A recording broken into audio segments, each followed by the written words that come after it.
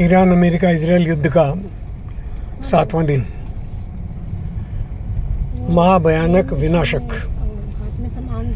इसी युद्ध को विश्व युद्ध कहते हैं। मेरा अनुमान है, जिसे मैं कहता भी रहा हूँ, कि विश्व युद्ध की शुरुआत रसिया यूक्रेन युद्ध से हो गई थी, जो अब तक चल रहा है।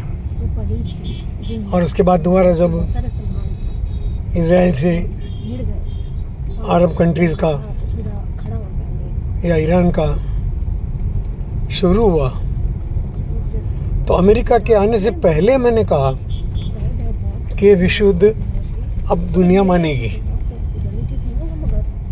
फिर इसके बाद एक रॉकेट ईरान का अज़रबैजान में भी गिर गया। तो अज़रबैजान में गिर गया मतलब एशिया भी आ गया, यूरोप भी आ गया। तो एशिया, यूरोप और ये साउथ एशिया का पूरा, मिडिल ईस्ट, पूरा इस्लामिक जगत, वो अभी अमेरिका के विरुद्ध और थोड़ा थोड़ा कहें तो इजराइल के भी विरुद्ध वो घमासान चला रहा है। उम्मीद से अलग हटकर और ईरान के खलीफा आयतुल्ला खुमैनी का वध ही कहना चाहिए, वध हो गया युद्ध में, पहले ही राउंड में। और ये वध होने में इनके साथ इनके परिवार के भी और सेना के भी कई उच्च स्तर के लोग, वो भी अल्लाह को प्यारे हो गए। जबकि वो सब एक भूगर्भ सुरंग में और मशविरा कर रहे थे। अब ये मोशाद की करामात है कि उन्होंने उस सुरंग का सही स्थान, सही पता इजराइल को दिया और इजराइल ने सही रॉकेट का इस्तेमाल करके, मिसाइल का इस्तेमाल करके उनको सुला दिया। अब इससे पहले, युद्ध शुरू होने से पहले, अमेरिका और ईरान, इनके बीच में कहते हैं कि बात चल रही थी।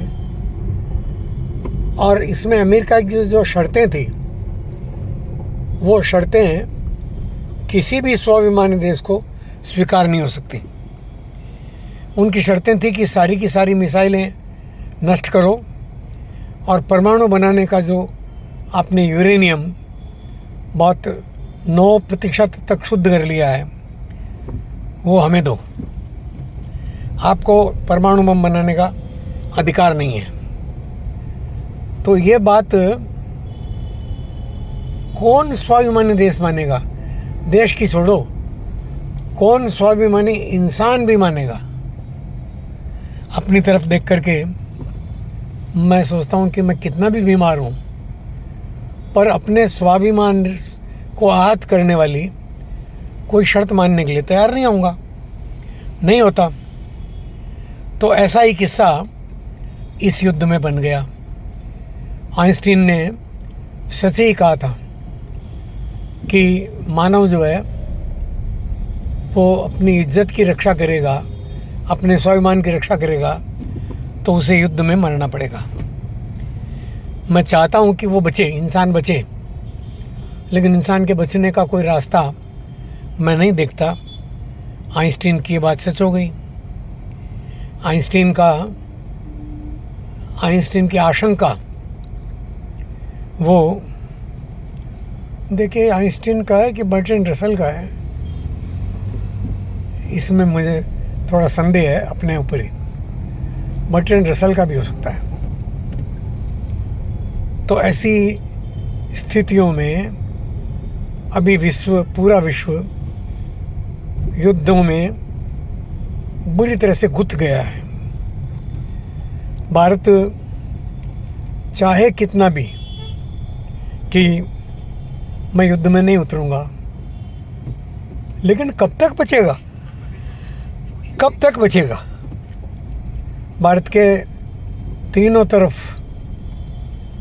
और समुद्र को छोड़ दें तो समुद्र से लगे हुए ही बांग्लादेश है, पाकिस्तान है, म्यांमार है, बर्मा जिसे कहते थे, और ये तीनों भारत को फूटी आंखों देखना नहीं चाहते। और इन तीनों की सहायता करने के लिए भारत के अंदर बैठे हैं और गली गली में मुसलमान, अपना कितना भी नुकसान हो लेकिन भारत माने भारत का हिंदू वो सुखी नहीं रहना चाहिए। और नरेंद्र मोदी ये बात भूल जाते हैं कि वो हिंदू हैं, उनको हिंदू माना जा रहा है। भले ही मुस्लिम जो हैं वो तुम कितने मुस्लिम परस्त हो जाओ भाई, तुम हिंदू माता पिता के रक्त मांस से बने और हिंदू मानसिकता में पले बड़े ऐसे एक बहुत अद्भुत व्यक्तित्व हो पूरी दुनिया के, तो तुमको हिंदू कौन कहेगा? हिंदू कौन, मुसलमान कौन मानेगा? सॉरी, मैं हिंदू नहीं, तुमको मुसलमान कौन मानेगा? एक बार मेरे को तो फिर भी कोई मुसलमान मान ले। तो ऐसी मान्यताओं में परस्पर संघर्ष भीषण है, युद्ध जारी है, और मैं स्वयं अपना पक्ष तय नहीं कर पा रहा हूँ कि मैं अमेरिका इजराइल के पक्ष में हूँ या तो मैं ईरान के पक्ष में हूँ। इस पर फिर बात करता हूँ इसी गाड़ी में बैठे बैठे। नमस्कार।